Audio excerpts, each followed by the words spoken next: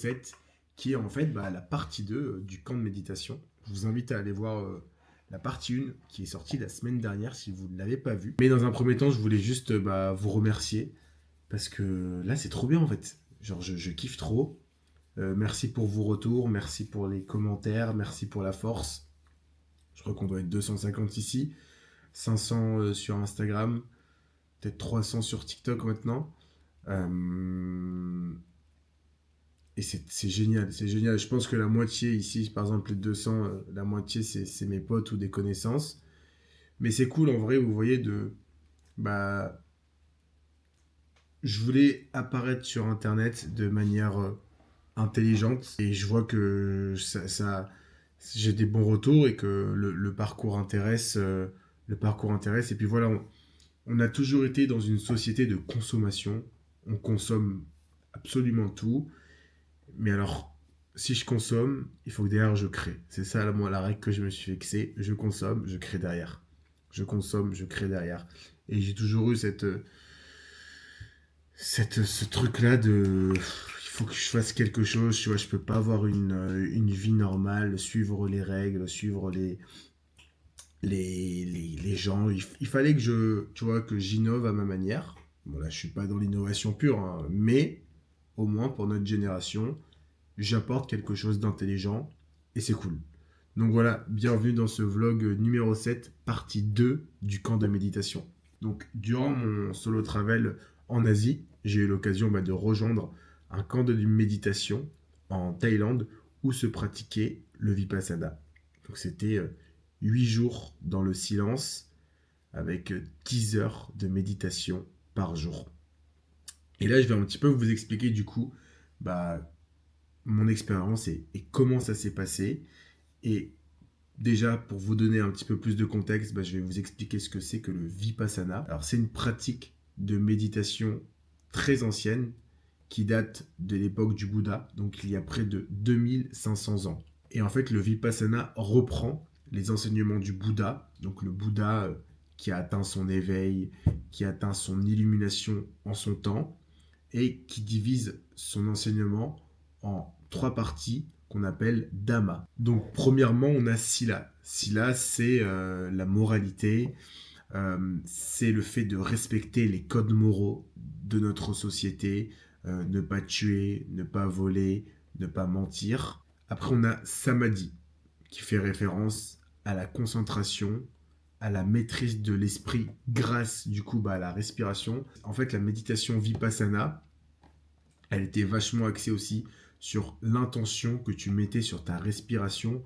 pour reprendre contrôle de ton esprit. Donc voilà. Mais vous allez le voir de toute façon après, après vous allez rentrer avec moi dans cette partie 2 du camp de méditation. Et c'est vachement basé sur l'intention et la respiration t'aider en fait à conscientiser tout ce qui se passait autour de toi. Et tes 5 sens, vu que tu étais un peu coupé du monde, et je pense que l'ambiance fait aussi que ça marche comme ça, étaient mais ultra éveillé. Et en fait, tout cela constituait l'enseignement du Bouddha qui le pratiquait lui-même pour atteindre cet état d'éveil. Et là, vous allez me dire, mais Nas, c'est quoi l'éveil? Alors, je me suis posé la même question. Et l'éveil, dans la tradition bouddhiste, c'est l'état ultime pour atteindre, on va dire, la clarté de l'esprit, où tu comprends la réalité telle qu'elle est, sans illusion, sans attachement et sans souffrance mentale. Pour les bouddhistes, atteindre l'éveil, c'est mettre fin à la souffrance mentale. Et on ne parle pas du tout de souffrance physique, mais on parle de l'ego.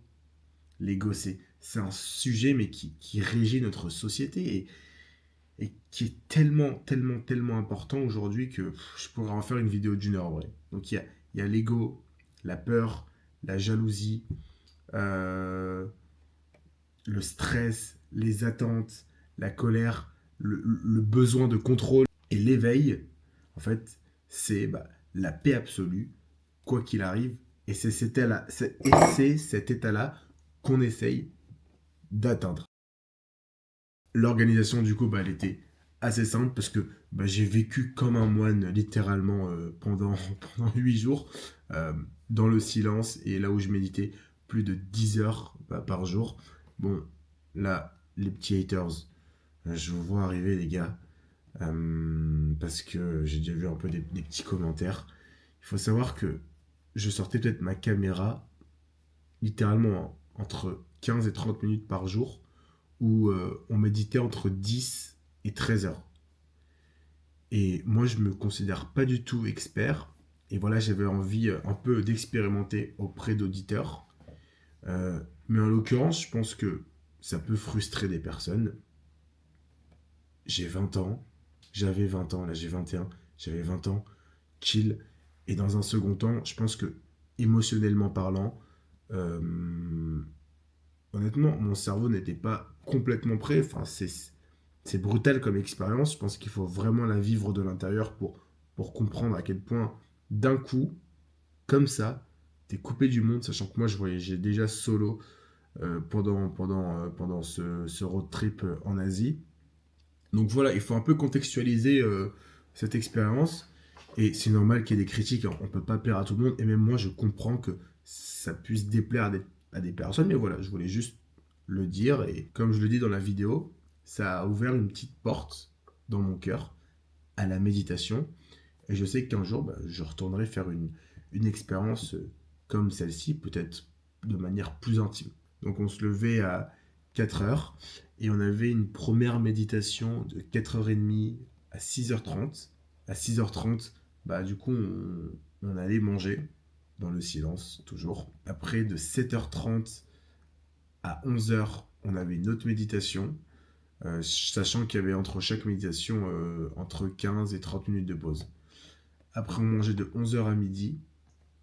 Après midi, tu pouvais plus manger, tu pouvais seulement boire. Où il te faisait un jus mixé avec de la protéine, etc. Soju, ça s'appelait. Dégueulasse. Dégueulasse, mais avec ça, donc tout le monde le buvait. Voilà, donc à midi, tu as une petite pause encore, midi 30. Et après, on va dire, de 13h à 22h, pareil, tu fais que méditer. Et ça pendant 8 jours. Je vous laisse imaginer, avec zéro distraction. Zéro distraction. Et donc ça fait que pendant 8 jours, le corps, il accumule genre vraiment beaucoup de fatigue. Et mentalement, c'est devenu épuisant. Enfin moi, je suis resté 8 jours. Je vous le dis, hein, au bout du troisième jour, j'ai vu des gens partir. Hein. Parce que, ok, peut-être qu'on fait rien à part méditer, pardon, mais mentalement, ça te demande une telle concentration que ça t'épuise. Enfin, moi, je me souviens, à 21h ou 20h, les dernières méditations, on reste assis, moi, je m'endormais limite. Et je le disais à mon mentor que je m'endormais, parce que j'avais 10 minutes par jour avec un mentor spirituel. Il me dit, c'est pas grave, laisse le truc venir, te force pas. Donc voilà, mes expériences de dingue. Et durant la méditation, on va beaucoup porter notre attention sur, en fait, les sensations de notre corps. Et il faut savoir que pendant cette retraite spirituelle, nos 5 sens, ils étaient mais genre super développés. Le goût, l'odorat, l'ouïe, la vue, le toucher. En fait, notre intention, notre méditation était portée sur tous nos sens. Donc ça, c'était ultra développé. Et en parallèle, il y a un autre concept que j'ai appris, c'est la méditation Apana. C'est le travail du souffle. Et en fait, le Bouddha considérait que pour voir la réalité telle qu'il est, il fallait qu'on soit capable de prendre conscience de notre souffle quand on respire. Et les gars, prendre conscience de son souffle quand tu respires, c'est super compliqué. Je ne sais pas si on s'en rend compte, mais en fait, vu que tu es coupé du monde, que tu médites littéralement pendant 10 heures par jour, minimum, on va dire, entre 10 et 12, en fait, c'est tellement compliqué parce que tu penses à tellement de choses. Et le fait de, en fait, quand tu respires, tu dois te concentrer sur ta respiration, donc sur ton souffle, et faire le vide dans ta tête. C'était super dur, mais voilà, c'était aussi, ça faisait partie du challenge et du but de la méditation. Et il faut savoir que moi, mon expérience, je parle toujours en mon nom, elle est très personnelle et il faut la vivre, je pense aussi, soi-même. Et ce que moi je vous montre, ce que je vous dis, vous pouvez l'interpréter ou même vous pouvez le vivre d'une manière totalement différente. Donc il ne faut pas faire un amalgame entre tout ce que j'ai dit. Faut pas penser que ce que j'ai fait, c'est ce qui va se passer. Non, c'est vraiment propre à chacun. Et ce que moi je ressens, peut-être que vous n'allez pas ressentir la même chose et vice-versa. Les mots, c'est une chose, les images, c'en est une autre. Maintenant, je vous montre dans cette deuxième partie mon expérience de l'intérieur. Bon, on vient de rentrer là. Il est 21h. Moi, je dors généralement à 21h30, 21h45. Je médite pas jusqu'à 22h. Et je me réveille à 4h25. Donc là, juste ce qu'on va faire, on va prendre une douche. Et après, on va méditer là.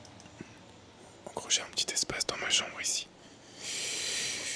Donc voilà, ça part pour la douche là. Je vais vous filmer un peu la méditation du soir. Mais bon, c'est tout le temps la même chose.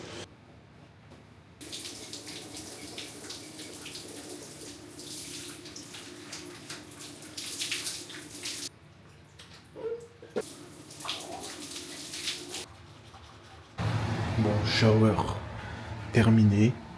Et là, les gars, bon, on est parti. Hein. On est parti méditer. J'aime pas trop méditer dans ma chambre. En vrai, c'est trop oppressant, mais bon. Je fais ça que le matin et le soir avant de dormir. Donc là, il est 21h08. Donc à 45, 50, j'aurais fini. Bon, tout ce que je dis là, c'est ce que je dis dans ma tête. Et ça, je dois le faire 3 fois. Assis, assis, assis. Intention de méditer, intention de méditer, intention de méditer. Tourne, tourne, tourne. Levez, levez, levez. Touchez, touchez, touchez.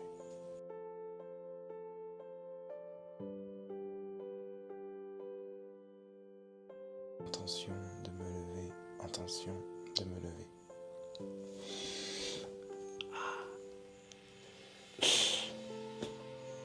Mes pieds, les gars, quand je suis sur mes genoux, ça me fait mal.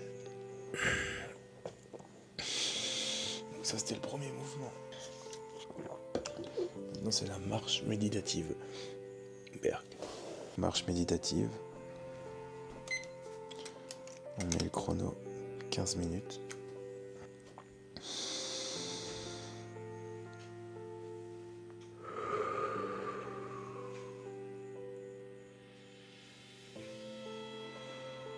Bougez, bougez, bougez. Touchez, touchez, touchez. Debout, debout, debout. Intention de marcher. Intention de marcher. Intention de marcher. Levez. Posez. Levez. Posez.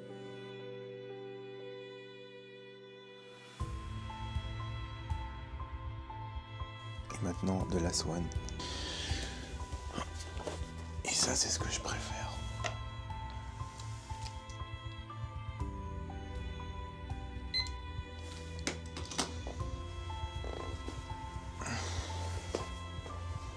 Toujours jambe droite devant.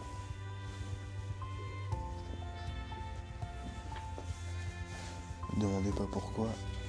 On dit que c'était la tradition. Et c'est parti. Attention de méditer. De méditer. Attention de méditer.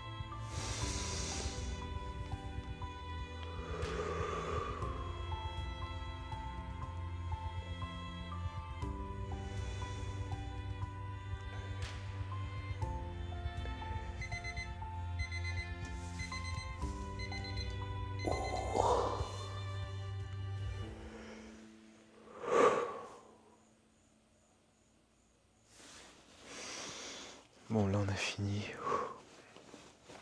Ça fait du bien. Maintenant j'ai un petit texte à lire pour moi, qui est perso. Donc là ça, C'est aussi mon moment préféré.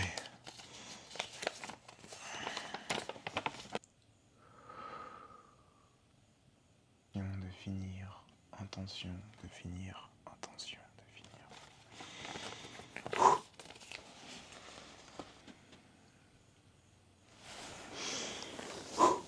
Bon, les amis, fini pour ce soir. Voilà en gros la routine un peu du soir. Je ferai une routine du matin. Bon, en fait, j'ai médité jusqu'à l'heure. Normalement, j'arrête à 21h30, mais là, j'en ai fait deux, mais j'ai pas filmé la première. Il est 21h, il est 22h, pile. Là, il est l'heure d'aller dormir dans ce lit merveilleusement confortable. Mais en gros, tout ce que je dis, évidemment, je le dis dans ma tête tout le temps. Là, je parle parce que je suis dans ma chambre. Et encore, il faut quand même que je parle doucement. Mais le fait de dire ce que je fais, ça me ramène dans l'instant présent. Et la méditation Vipassana, en fait, c'est être dans l'instant présent, être en pleine conscience, mais accepter les sentiments qui viennent, les images qui viennent, les bruits qu'on entend, les choses qu'on voit. C'est ok, ils passent comme des souvenirs, comme des pensées, elles passent, elles repartent. Tu vois des choses, ok, tu vois la chose, et tu reviens dans l'instant présent. Et le fait de le dire et de le faire en même temps, c'est ça en fait le truc qui te fait revenir dans l'instant présent. Et ça marche vraiment, vraiment, vraiment. Après moi, ça va faire une semaine que je suis là, donc je pratique ça tous les jours. Et je suis coupé de toute distraction possible. Donc, practice, practice, practice, practice. C'est ça qu'ils te disent. Mais moi, en tout cas, j'ai l'impression, et je crois que c'est ça aussi, c'est un grand nettoyage. C'est un grand, grand, grand nettoyage. Donc voilà. Bon, moi je vais dormir parce qu'on se lève dans 6 heures. Ça aussi, c'est pas facile de dormir que 6 heures par nuit. Moi j'ai besoin de 7. Vous allez me dire, bon, 1 heure en plus, ça change rien. Je vous promets qu'une heure en plus, ça change tout quand même. Le corps humain, il a besoin de dormir 8 heures. Moi, je sais que j'ai besoin de 7 heures. Mais là, c'est tellement intense que, en fait, j'ai besoin de dormir plus. Mais ils sont dans une démarche où il faut practice, practice, practice. You have to meditate 10 hours per day. Mais les gars, moi, je me suis tellement entraîné dur au basket, à m'entraîner. Quand j'ai monté LP, ma première start-up, on a tellement bossé dur avec Basile, bossé. En fait, moi, ce mindset-là de bosser pour bosser, il est plus dans mon vocabulaire. Donc ici, quand ils me disent practice, practice, practice, bon, moi je leur dis, quand j'ai envie de pratiquer, je pratique. Quand j'ai pas envie, je pratique pas. Quand j'ai envie de faire une pause d'1 heure, je fais une pause d'1 heure au lieu des 30 minutes. Enfin, je le fais à mon rythme. À mon rythme. Mais évidemment, je le sens que plus je fais, plus je peux méditer longtemps. Donc voilà, mais moi je me mets pas la pression à devoir work hard, work hard, work hard, work hard. Ça c'est fini. Ça c'était avant, ça je le fais plus maintenant parce qu'en fait après, ça te prend trop la tête et après je me sens plus bien. Donc du coup voilà, bon, c'était petite confidence du soir. Bon, ça va Nahes. J'espère que vous allez kiffer ce petit format. Moi en tout cas je kiffe ma vie là. C'est trop trop bien ce que je suis en train de vivre. Je vous souhaite de vivre une expérience comme celle-ci. Mais surtout une expérience de voyager seul une fois dans votre vie.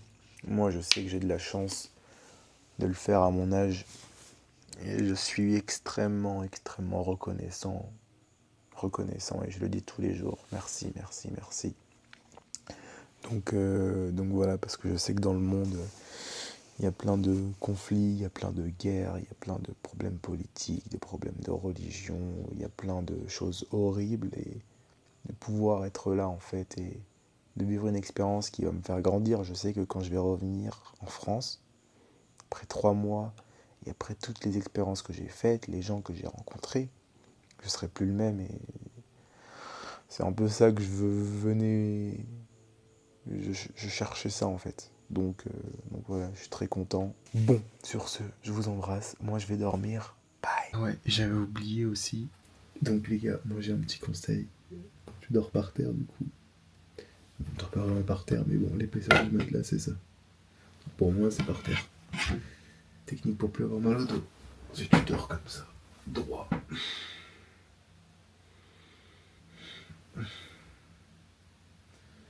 Bon, sur ce, ciao. J'éteins la light.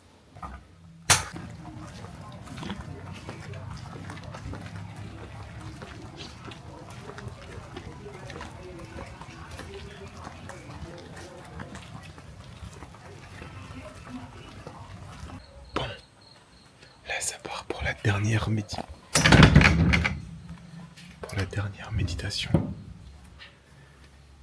Il est 21h30.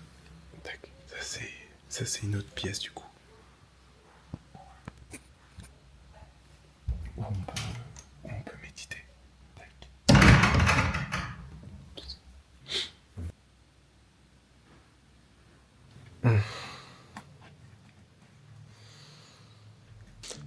Il est actuellement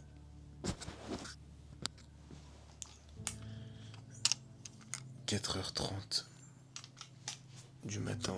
Normalement, il faut se lever à 4h, mais moi je me lève à 4h30. Donc là, ça va partir. Méditer, là, je dois méditer. C'est quoi ce bruit, frère? Bon, ça c'est là où je vis, en gros. Là, je médite. Là, je dors. Là, il y a mes affaires. Et après, j'ai une petite salle de bain.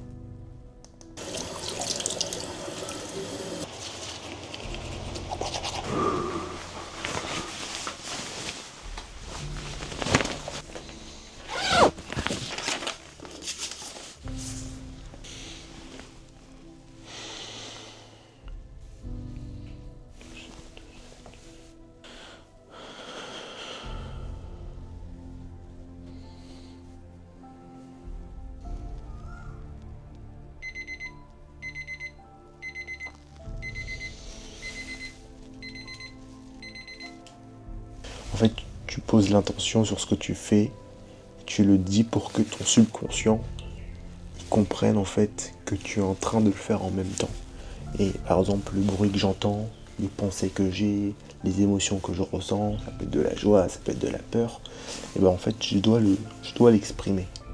C'est pas, j'essaye de pas y penser, non, c'est, je suis conscient de ce que je suis en train de faire, mais j'accepte aussi d'attraper mes pensées, mais pas de les garder, mais juste de les attraper et les relâcher. D'attraper ce que je vois. Ok, bon bah je vois un pied bouger. Bah, si mon attention est portée sur le pied bouger, je dois le dire, regardez, hop, ça part. Et le fait de dire lever, poser, ou ce que je suis en train de faire, de respirer, bah en fait ça prend, ça part, ça part. Donc du coup voilà. Bon, en vrai, la caméra ça me perturbe trop quand je... Là c'est le début de la journée. C'est mon dernier matin, donc du coup voilà. On se retrouve quand il est à peu près 6h, 6h30. Et je vais vous montrer mon petit rituel. Mon petit rituel. Bon allez, à tout à l'heure. Je suis allé manger aussi à 5h. Je pouvais pas filmer. Donc là j'espère que ils vont pas me faire chier du fait que je sorte.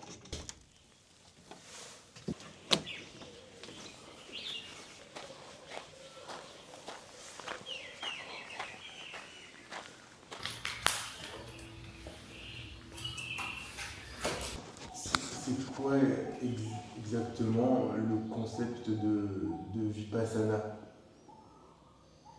C'est pour purifier l'esprit. Ok. Donc alors nous tous on a la colère, doute, agitation, inquiétude. Donc c'est dans notre esprit. On vient ici pour purifier tout ça, pour être plus mieux dans notre vie. Ok. C'est un peu comme en nettoyage. Oui, c'est ça. C'est de l'âme du coup ou du corps? Esprit. de l'esprit. Esprit et corps. Ok.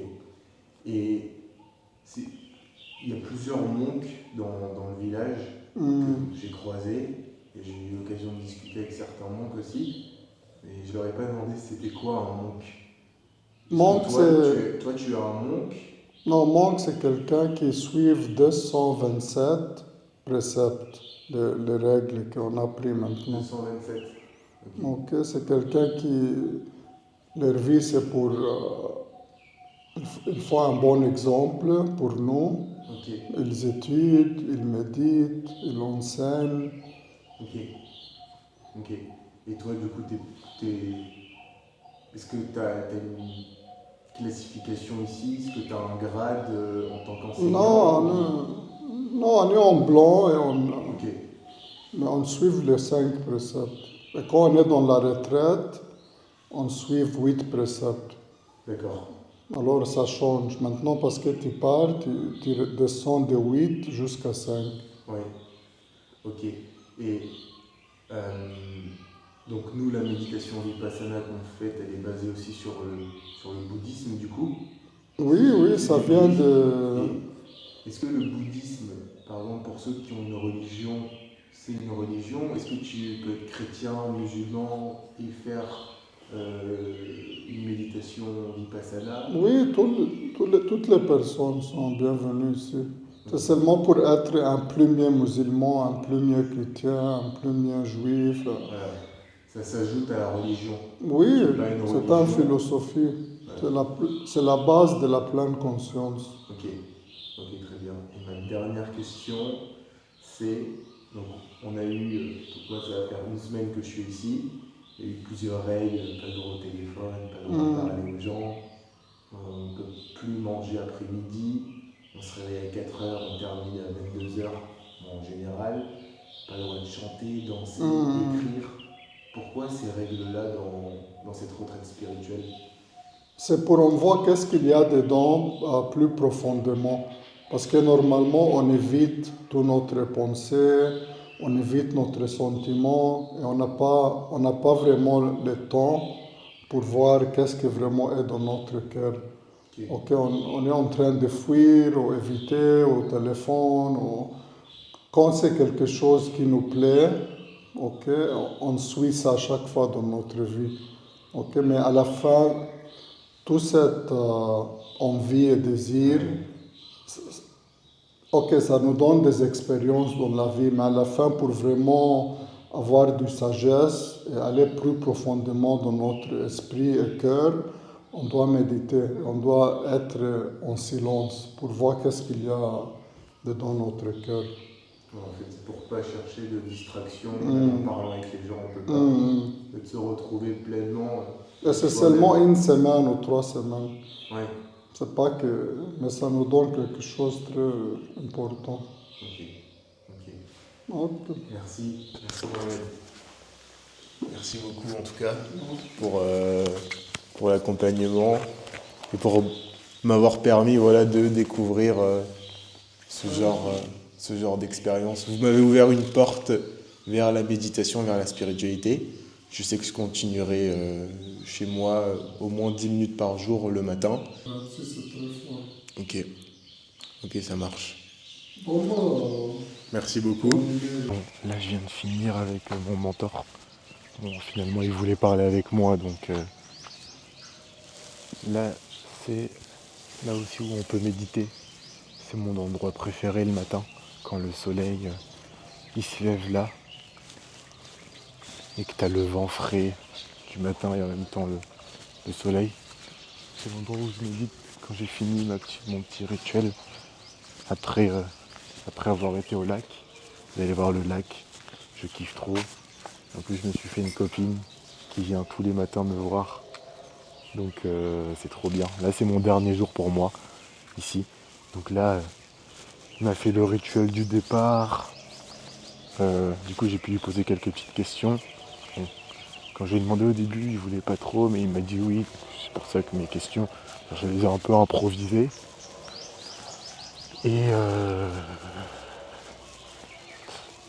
Et du coup bah En fait, t'as 10 minutes par jour avec ton mentor. 10 à 20 minutes, là c'est un peu plus long, où il t'apprend de nouveaux concepts et où tu poses des questions, où il regarde si tout va bien, voilà. Mais c'est ta seule interaction sociale de la journée. Sinon les gens, quand tu les vois, bah, généralement c'est un sourire avec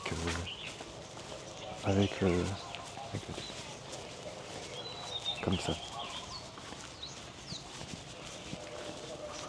Et tu parles pas. Tu parles avec les yeux ou avec le sourire et les gens y comprennent. Ça c'est mon rituel. Regardez-moi ça. Tous les matins, je viens ici. Et regardez-moi ce petit lever du soleil.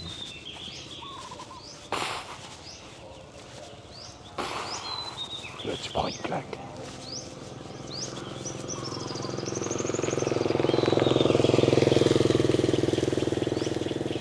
C'est juste là-bas là. C'est mon petit spot à moi. Et ma copine, elle est où?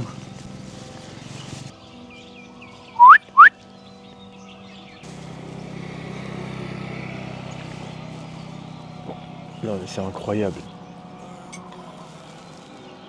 Je viens de vivre une expérience de malade qui m'a ouvert les yeux sur plein de choses dans la vie et qui a été une des expériences les plus dures psychologiquement que j'ai vécues. Et là je pars après et je sais que je pars avec quelque chose en plus. Donc je suis extrêmement heureux, extrêmement reconnaissant parce que je sais que j'ai de la chance de faire ça. Bon, je vous filme quand elle arrive. Après, je bois mon thé. Et généralement, directement, je vais méditer dehors. Je fais une pause, je vais méditer jusqu'à 11h. Et à 11h, on mange à la cantine. Et voilà, regardez. Roxa. Come. Hello, my friend. How are you?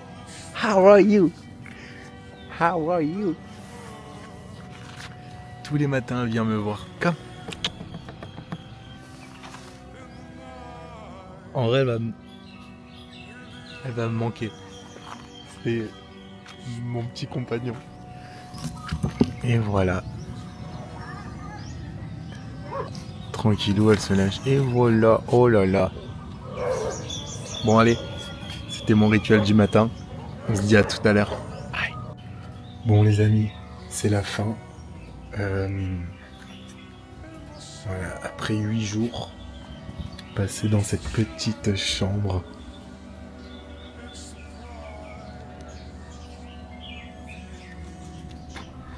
C'est fini, là il faut que je plie tous mes bagages.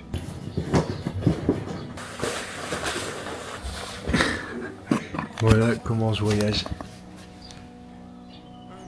Un petit sachet, ma sacoche et mon sac. Bon, en tout cas, c'est une page qui se tourne.